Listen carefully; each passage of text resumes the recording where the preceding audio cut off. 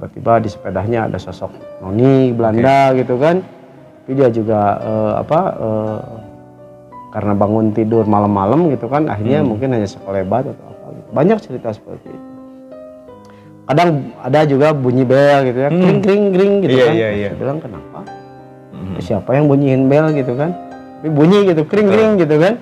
Ah, udahlah biarin aja. Saya juga nggak begitu peduli amat gitu dengan suara itu gitu ya. Itu ya, saya simpan lurus, pagi-pagi miring.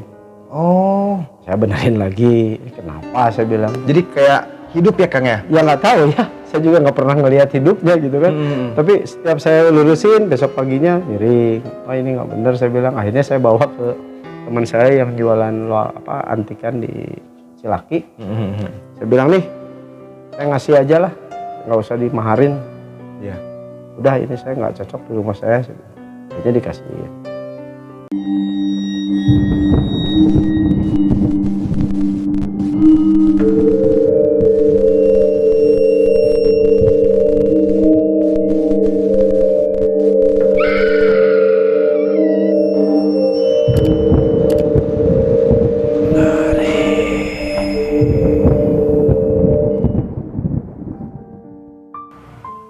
Assalamualaikum warahmatullahi wabarakatuh. Salam ngeri buat kalian semua. Masih di Antara Channel dan masih barengan saya Egray Repis dalam segmen Ngeri, obrol misteri, suka atau tidak mereka ada.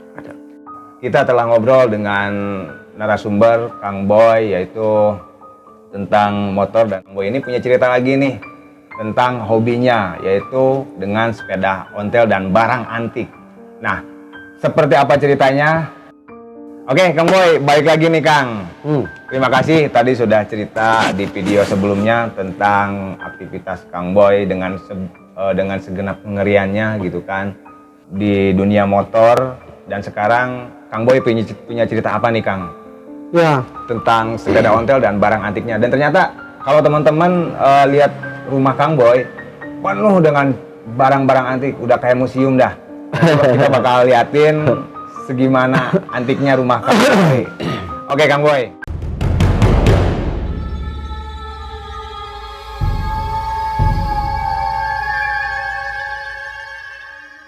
ya. Sebenarnya kalau cerita mistis di sepeda itu kan ada juga orang-orang yang mungkin lebih jelas ya melihat sosok gitu ya. Dan karena memang di yang mistis itu selalu pasti nyambung dengan perbesian gitu ya, apalagi di sepeda. Iya. Karena sepeda tua juga kita tidak pernah tahu kan itu bekas siapa, apakah yang punyanya meninggal karena apa dan segala macam itu. Nah, tapi saya punya cerita ya antara ngeri atau tidak gitu ya, sebenarnya bukan ngeri, tapi minimal ini ada sosok bukan sosok, ada hal goib gitu yang pernah ada di sepeda tua gitu ya. Nah, saya kan ada tuh di gudang. Saya banyak sepeda tua di gudang ya. Dulu punya 18, sekarang sudah mulai ngurangin gitu ya. Tinggal sisa-sisanya saja gitu. Tapi ada cerita gitu ya bahwa di gudang itu kan bekas tempat nenek saya dulu gitu, yang Aki gitu, yang punya rumah ini dulu gitu ya. Nah, saya simpan di gudang situ gitu. Nah, suatu ketika temennya istri saya tuh kesini gitu ya, dia nggak cerita gitu, cuma cerita bahwa itu di sebelah katanya ada siapa yang sedang tidur katanya. Jadi dia ngedengar suara orang ngorok gitu ya, nafas gitu ya. Saya bilang di samping saya mah nggak ada orang, saya bilang itu mah tempat nyimpan sepeda, saya bilang. Enggak, katanya ada yang dengar suara yang lagi tidur, lagi ngorok katanya. Saya bilang cuma dengar aja itu mah gitu kan. Ya saya juga ya nggak dengar, cuma memang saya juga tahu lah pasti gitu ya, pasti ini ada hal lain ya, entah sosoknya siapa, kakek saya atau yang dulu pernah, saya juga nggak pernah tahu gitu ya. Tapi intinya dia dengar bahwa di gudang situ katanya ada yang sedang, seolah-olah ada yang ngorok, sedang tidur. Nah, jadi di sepeda itu, sepeda tua itu, ya memang kita juga tidak pernah tahu. Bahkan mungkin orang ada yang tahu bahwa sepeda tua yang pernah ngalamin bangun tidur malam-malam gitu kan, tiba-tiba di sepedanya ada sosok noni Belanda gitu kan, tapi dia juga karena bangun tidur malam-malam gitu kan, akhirnya mungkin hanya sekelebat atau apa gitu. Banyak cerita seperti itu. Kadang ada juga bunyi bel gitu ya, kring kring kring gitu kan. Saya bilang kenapa? Siapa yang bunyiin bel gitu kan? Tapi bunyi gitu, kring kring gitu kan. Ah, udahlah biarin aja. Saya juga nggak begitu peduli amat gitu dengan suara itu gitu ya. Tapi ya suka, istri saya kadang-kadang suka nampak bel, main bel. Enggak sih, cuma mungkin kedengeran aja gitu, bunyi suara bel sepeda gitu. Nah, kalau saya kan hobi barang antik nih, saya juga nggak pernah tahu barang antik itu dari siapa, dari mana, karena saya beli aja gitu ya dulu. Sejarahnya si barang antik tuh kan. Saya pernah cerita, saya pernah punya pengalaman. Saya kan sering dinas ke luar kota gitu ya. Saya pernah ke Bali, ke Lombok, ke Makassar gitu ya, ke Solo. Nah, saya selalu hunting di pasar-pasar tua kan, yang barang-barang antik itu kan. Nah, saya pernah ke Bali waktu itu. Di Bali saya pernah dapat satu, bukan lukisan tapi dalam bentuk patung gitu, tapi bukan patung, hanya frame. Nah, di situ ada ukiran kayu lah bahasanya. Ukiran kayu, bentuknya perempuan Bali yang sedang menari. Saya simpan, saya beli itu. Saya simpan di rumah saya. Terus saya ke Solo. Saya beli topeng penari perempuan warna merah topengnya, dan topeng itu cantik banget ya, perempuan cantik. Saya beli, saya simpan di rumah. Terus saya juga pernah lagi ke Cianjur, ada di toko barang antik, saya pernah beli golok. Beli golok, tapi si bagian pegangan tangannya itu dalam bentuk ular kobra, kasih mata merah gitu kan. Saya simpan di rumah saya. Nah, ini ceritanya rada-rada ini juga gitu ya. Nah, setelah saya punya barang itu yang dari Bali, kemudian topeng yang dari Solo dan golok yang dari Cianjur, suasana rumah kayak nggak enakan gitu ya. Beda ya Kang ya? Beda gitu. Setiap saya duduk di ruang tamu kok kayak gimana ya, merinding atau gimana gitu, kayaknya nggak enakan banget gitu. Kayak yang merhatiin lah Kang ya. Ini ada apa gitu ya, saya bilang ini barang apa, saya bilang yang bikin aneh gitu kan. Soalnya setiap saya selalu beli barang-barang antik, sebelum masuk rumah saya suka bukan mandiin ya, cuci lah istilahnya. Saya suka cuci pakai bawang putih gitu ya, sama garam, air beras, bawang putih, karena menjaga, takut ada yang nempel kan gitu ya. Emang ritualnya seperti itu ya Kang? Ya bukan ritual sih, tapi saya berpikirnya bahwa itu untuk membersihkan gitu kan. Sebelum masuk ke rumah saya suka cuci dulu pakai air beras sama bawang putih gitu kan. Kalau ini mah Sundana mah ada panglai ya, pakai panglai gitu ya. Saya suka cuci, bersihin. Udah bersih baru masuk ke rumah. Semua barang-barang antik yang saya di rumah saya selalu bersihin. Nah, cuma ada 3 barang itu yang saya bikin aneh gitu. Ini barang apa? Saya bilang setiap di kamar, di ruang tamu, istri saya nggak mau duduk di ruang tamu lama-lama. Saya juga kalau malam-malam kan saya suka nangkring gitu sambil ngerokok gitu ya. Di ruang tamu ini ada apa kok nggak enakan banget. Tapi saya langsung tek gitu, oh ini kayaknya ini. Yang pertama si yang dari Bali, yang ukiran kayu putri dari Bali. Nah ini kayaknya, soalnya beda, setiap saya ngelihat itu saya suka gitu, wah ini kayaknya, akhirnya saya keluarin, saya simpan di luar. Di luar juga anehnya, setiap saya simpan gitu ya, saya simpan lurus, pagi-pagi miring. Saya benerin lagi, kenapa saya bilang. Jadi kayak hidup ya Kang ya? Ya nggak tahu ya, saya juga nggak pernah ngelihat hidupnya gitu kan. Tapi setiap saya lurusin, besok paginya miring. Oh ini nggak bener, saya bilang. Akhirnya saya bawa ke teman saya yang jualan antikan di Cilaki. Saya bilang nih, saya ngasih aja lah, nggak usah dimaharin. Udah ini saya nggak cocok di rumah saya, akhirnya dikasih. Nah terus masih kok di ruang tamu ada apa? Karena tadi di awal juga kan Kang Boy beli 3 barang antik. Nah, yang rada unik yang topeng yang dari Solo. Dari Solo, betul. Karena kan bentuk topengnya warna merah, cantik banget gitu, kayak topeng penari putri gitu. Ya, saya sih nggak tahu, belum pernah lihat. Tapi seolah-olah seperti di ruang tamu teh ada yang nari gitu kan. Oke. Yang nari gitu kan. Makanya saya nggak pernah lama-lama di ruang tamu. Akhirnya wah ini kan nggak bener nih. Jadi saya bawa lagi itu. Saya keluarin lagi di ruang tamu saya. Tapi saya nggak simpan di luar. Saya langsung kasihin ke teman saya yang di Cilafi. Ini nggak cocok di saya. Duitan entong, saya bilang nggak usah, ini mas saya ngasih aja, nggak cocok. Sok terserah kalau mau dijual segala macam. Akhirnya saya kasihin, dia alhamdulillah mulai agak tenang. Tapi kok masih ada lagi nih ya, karena si golok yang dari Cianjur yang kepala kobra saya simpen kan, namun seksuna mah di palang dada ya. Di palang dada betul. Oh ya, palang dada. Saya simpen di situ diikat gitu. Tapi saya setiap melihat golok itu kok aneh gitu kan, rada-rada sieun gitu saya ya. Karena kan kepala kobra, terus ada matanya merah gitu kan, dikasih mata merah. Iya. Wah, ini mau sih saya tuh bener. Akhirnya saya bawa, saya cabut, saya buka, saya ambuin kan.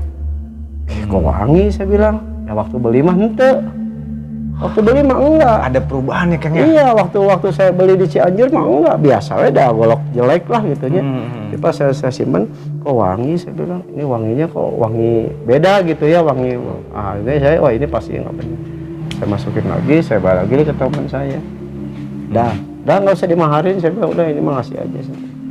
Nah, dari kejadian itu saya alhamdulillah sekarang di rumah tenang. Makanya Aman, sekarang ya. akhirnya semua ya di dalam rumah saya yang berbentuk patung-patung, lukisan putri dan segala macam saya keluarin semua. Saya bukan disimpan di luar tapi saya jual saya kasihin gitu, saya kasihin ke orang yang suka jualin.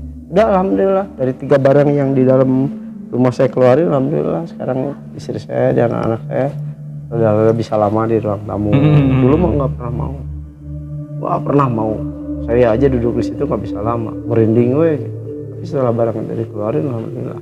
Berarti bawaannya emang merinding ya Kang ya? Atau Ya, emang punya bawaan lain Kang? mungkin ya, karena kayak- kita nggak tahu. Biasanya kan kita kadang suka emosian nih. Gitu, Iya, Kang. nggak. Kadang suka males, mager, kayak gitu Kang. Tapi intinya kalau di ruangan tamu kan biasanya saya tuh suka nyantai gitu ya, tenang gitu, menikmati barang-barang saya gitu. Ini mah enggak, sieun we gitu, ini ada apa gitu, karena ada merinding lah gitunya.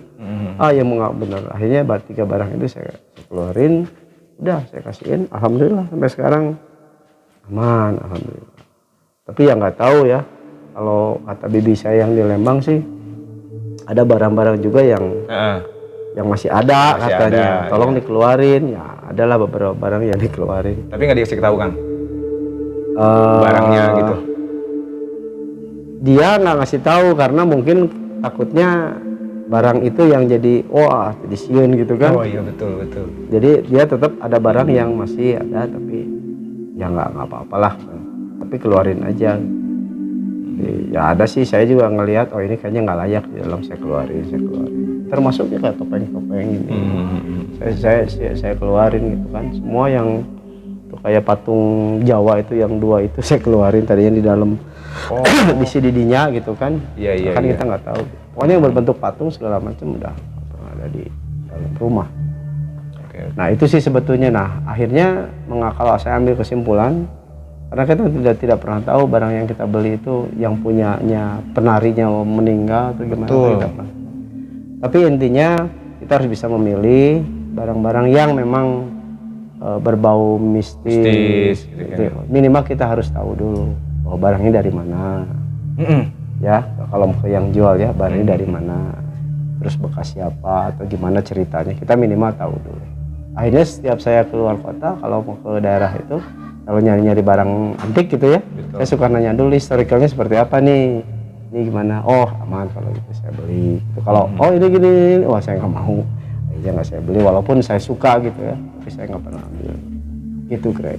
Oke. Nah jadi gitu teman-teman. Jadi kalau misalkan teman-teman suka dengan barang antik atau mulai nih, karena kan kalau misalkan udah suka dari lama pasti tahu ya Kang ya, seperti Kang Boy sendiri gitu kan, nanya dulu kan ini historinya apa si barang antik ini gimana gitu kan, dan dapatnya dari mana gitu Kang. Oke Kang, ada lagi nggak Kang? Ya ada satu cerita lagi nih, itu namanya ada satu patung ya, patung Tapi si patung ini saya bukan dikasih, belilah di teman saya di Cilaki. Karena bagus patungnya, kayak bentuk asbak tapi ada patung gitu. Oh, ada patung. Nah, saya beli, saya simpan di rumah. Nah, ternyata si itu bukan asbak, ternyata itu untuk debu mayat yang meninggal.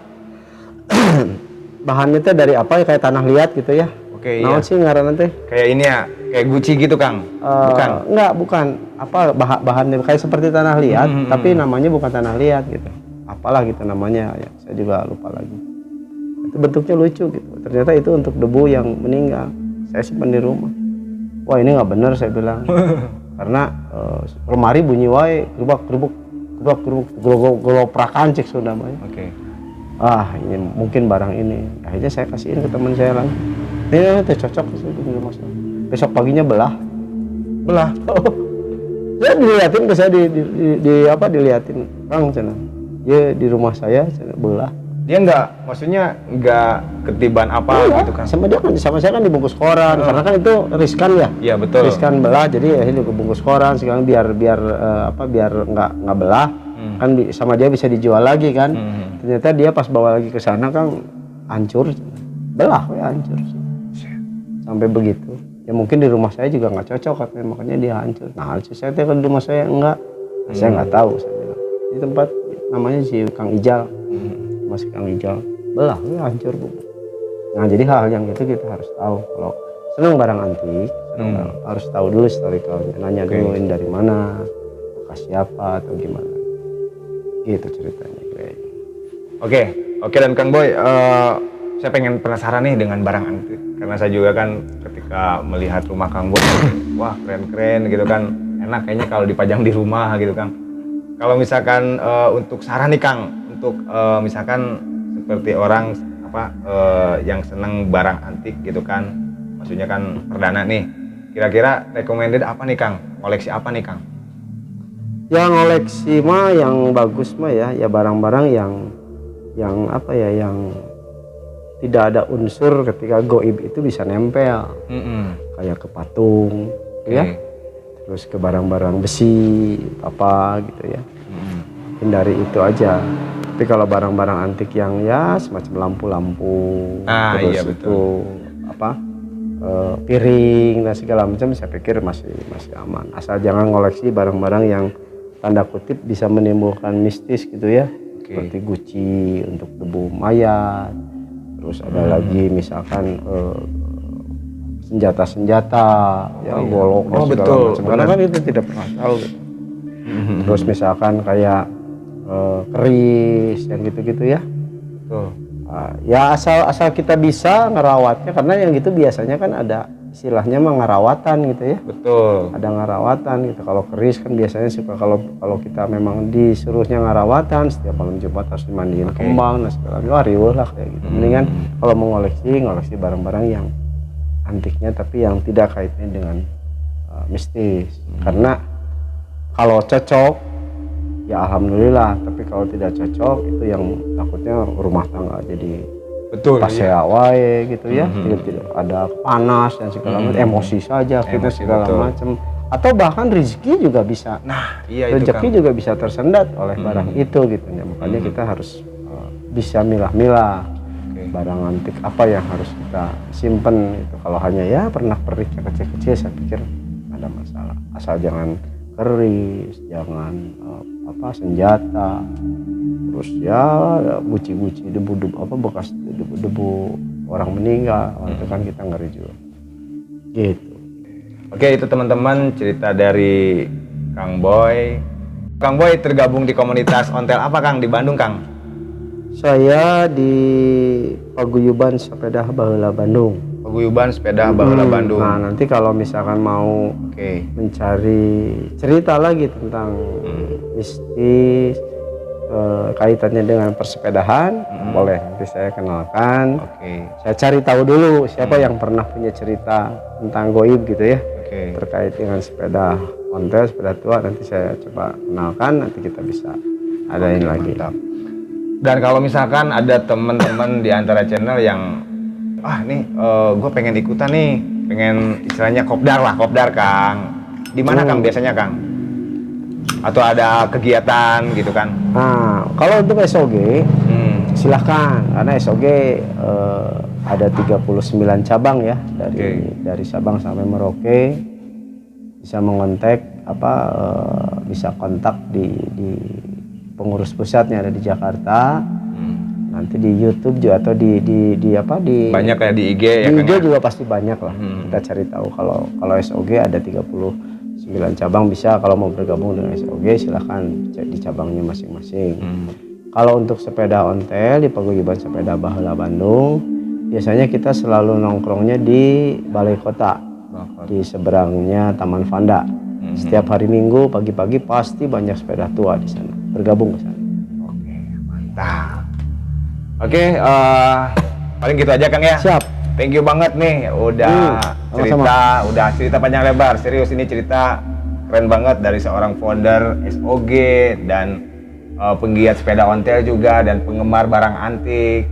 Yang pastinya buat teman-teman pengen cerita tentang cerita mistisnya seperti Kang Boy barusan, boleh langsung email aja ke Antara Channel atau DM langsung Instagram antara.channel.official. Oke, gitu aja teman-teman. Ambil baiknya, buang yang buruk-buruknya. Tetap sehat, tetap bahagia, amin. Jaga tali silaturahmi kita agar tetap terjalin persaudaraan. Oke, terima kasih. Terima kasih Kang Boy. Terima kasih buat semua teman-teman. Jangan lupa subscribe, like, komen, dan share Antara Channel biar kita semakin berkembang. Antara Channel pamit, gue Gray, Kang Boy. Assalamualaikum warahmatullahi wabarakatuh. Ngeri, ngobrol misteri, suka atau tidak, mereka ada.